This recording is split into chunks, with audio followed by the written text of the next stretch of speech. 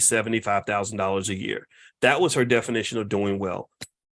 But that doesn't mean that she's doing well. That means that she went to college and got a job that pays her a decent salary. But that does not mean that she actually has a positive net worth. That does not mean that she's financially secure. That does not mean that she's happy with her life.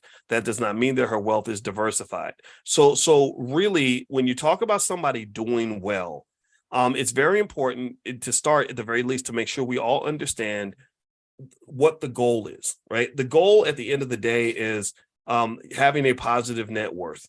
A positive net worth means one basic thing. It means that the amount that you own exceeds in value the amount that you owe. It means that your assets exceed your liabilities. If your liabilities are greater than your assets, then that's like being in a basketball game where you're losing by 20 points and you're trying to catch up before the buzzer runs out. Okay. And it doesn't mean, losing the game does not necessarily mean that you can't win. Sometimes you take a step backwards so you can take 2 or 3 steps forward. But what happens, unfortunately, for many of us educated Negroes, many of us who went to college and got all these degrees and everything, is that we take a few steps backward and don't take any steps forward.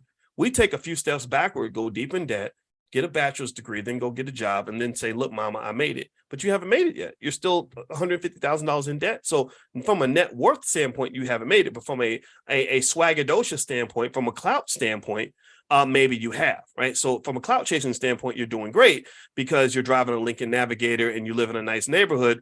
But from a net worth, generational wealth standpoint, there's still a lot of catching up to do.